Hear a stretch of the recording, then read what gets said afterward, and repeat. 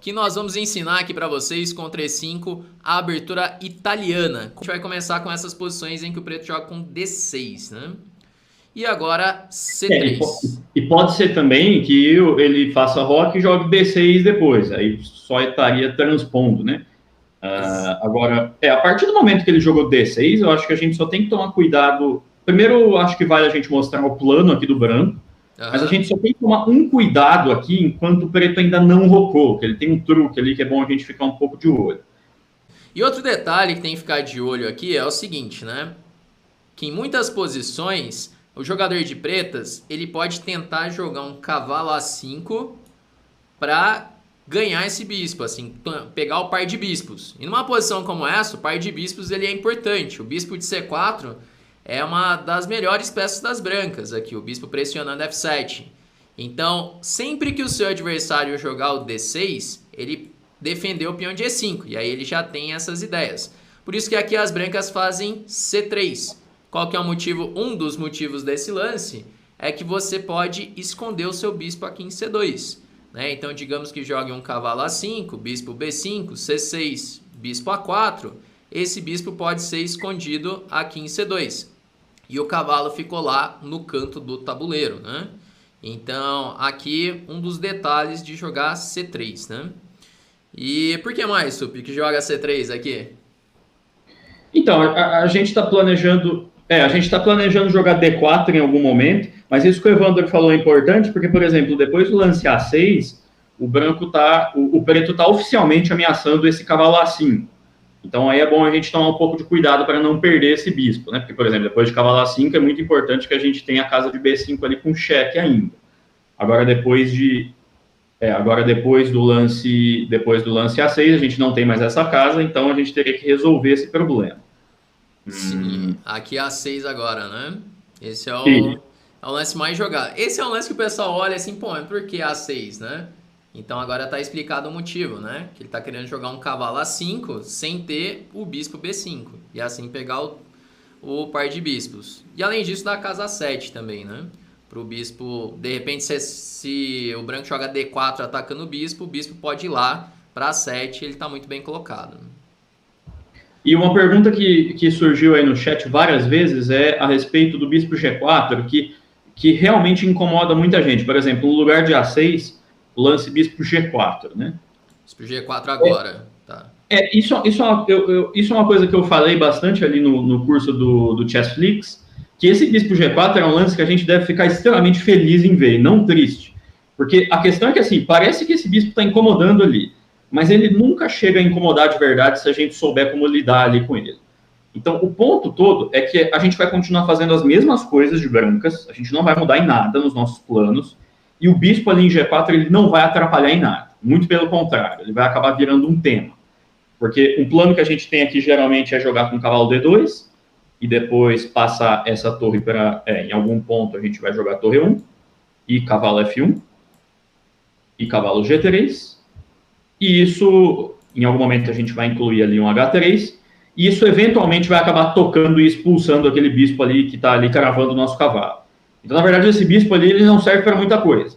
Parece que ele incomoda, mas esse é mais considerado um erro estratégico, galera. Eu sei que incomoda muita gente, mas esse lance não funciona muito bem.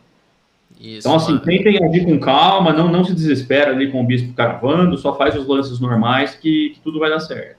Uma variante assim, por exemplo, né? Depois de cavalo F1, o cavalo ele vai chegar ali em G3 e o preto ele tem que tomar uma decisão. Ou ficar com o bispo em G6 fora de jogo, né? O bispo ele não faz nada aqui em G6, ou então trocar o bispo pelo cavalo.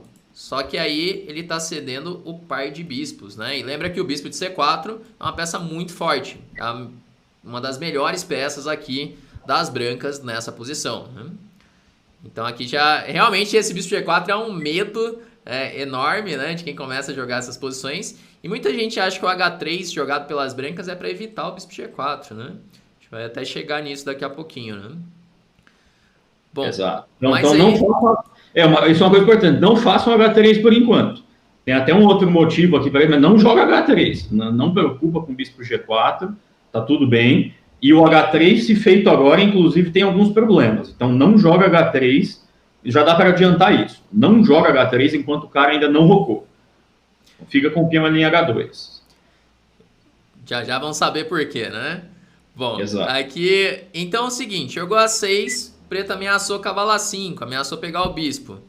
Então aqui, bispo B3. Tem outras opções também, né? Supiu A4 é um lance que o pessoal tem jogado bastante, né? Também com uma ideia semelhante, de esconder o bispo aqui em A2 e não ter que ceder o par de bispos, né? A4 é o lance da moda aqui, mas se fosse para eu deixar uma sugestão para vocês, é de realmente a gente começar com esse bispo B3 e focar nisso, porque esse é o jeito mais tradicional aqui de jogar italiana, e dentro dessa opção dá para a gente estudar melhor aqui os planos típicos. Então, esse A4 geralmente ele vai iniciar um jogo estranho ali, que não é muito típico aqui da italiana. É o jeito, digamos, moderno de jogar italiana, mas eu acho que o melhor é começar com esse bispo B3, que foi o lance que também eu sempre, se vocês colocarem na base, vocês vão encontrar mais partidas minhas jogando assim do que com A4. O meu é a mesma coisa, vou encontrar mais com o bispo B3. E eu recomendo que quem estiver começando a jogar italiana, jogue com bispo B3 também. E com o tempo, quando você estiver entendendo melhor, você amplia um pouco seu repertório e assim você começa a jogar um A4, por exemplo, né? Bom, então aqui bispo B3, bispo A7 é um lance útil e um lance assim um pouco perigoso até para o branco. É um lance que a gente fala que é um lance útil de espera, porque se o branco jogar um D4, por exemplo, atacando o bispo vai ter que mexer já. Então o bispo em A7, o bispo está seguro, não tem que se preocupar mais com um lance como D4, né? E é um lance de espera, aguardando um pouco mais de informação da posição das brancas, né? E agora que eu acho que chega na... Ainda não, né? Mas não façam H3 ainda, né? Não façam H3. Só uma outra coisa, Evandro, uns lances atrás, reparem que a gente pode sempre jogar D4, né? E atacar o bispo do cara. Mas assim, não joga esse D4 enquanto a gente não tiver completado aqui o nosso desenvolvimento. Então, a gente está tentando jogar esse D4 hora que a gente estiver bem preparado para isso. Isso significa quando o nosso cavalo de B1 tiver chegado já ali em G3. Aí a gente vai estar pronto para começar a jogar esse D4. Até lá, galera, melhor segurar esse peão em D3. A ideia é fazer isso aí num momento um pouco mais adequado. Só para ficar bem claro aqui para vocês, vou até voltar um pouquinho, que existe a possibilidade de jogar italiano assim, com C3 e D4 direto, né? Então, para ocupar o centro mesmo, ficar com o centro de peões. Só que essa é uma maneira um pouco prematura de você ocupar o centro, porque agora o preto pode jogar bispo B4 cheque, bispo D2, cavalo D2 e agora D5, já contra-atacando no centro.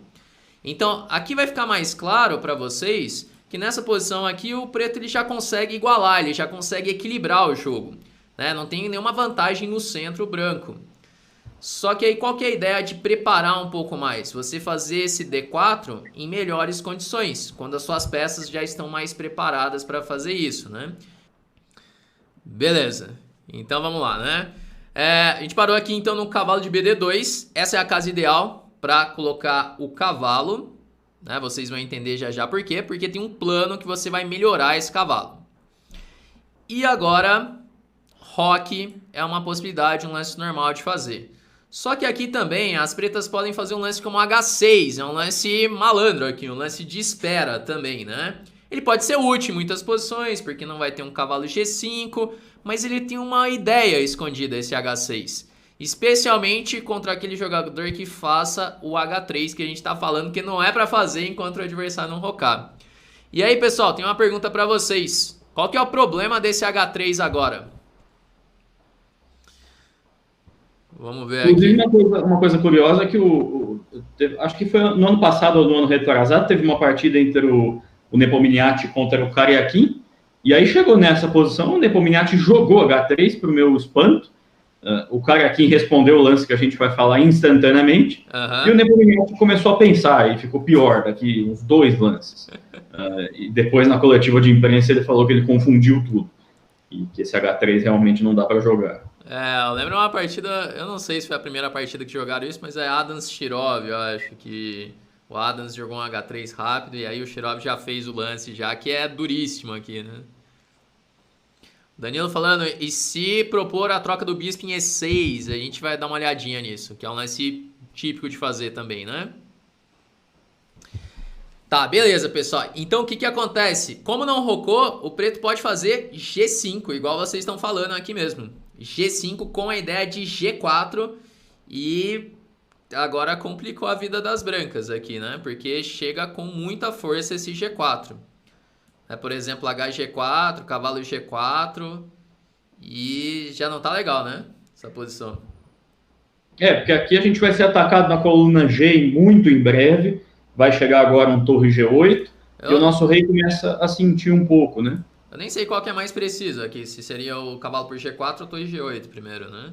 Talvez direto, mas já é uma posição muito chata já de jogar, né? Com torre G8 e o preto joga com o rei no centro ali mesmo. Então, é um primeiro detalhe, né? Se você vai jogar abertura italiana, fica ligado nisso. Se o adversário não rocou ainda, não faz o H3. Você tem alguns lances úteis para fazer. Por exemplo, desenvolver a torre. Torre E1.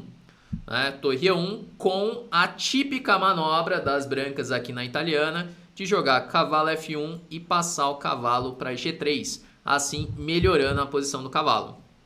Tá? Bom, então vamos colocar aqui com rock, que é um lance normal, agora que vocês já sabem essa ideia. E se rocou, aí sim pode fazer H3, né? Mas e aí, Sup, por que H3 agora? Eu fico falando pro pessoal, não faz H3, não faz H6, perde tempo. Por que o H3 nesse momento? Esse é um lance, assim, útil no geral, porque corta a casa de G4 ali dele, então ele não tem mais nenhum cavalo G4, nem bispo G4 em momento nenhum. Não que a gente está particularmente incomodado com esses lances assim, se eles são feitos de qualquer jeito, mas tira a opção ali deles e faz parte aqui dos nossos planos, né?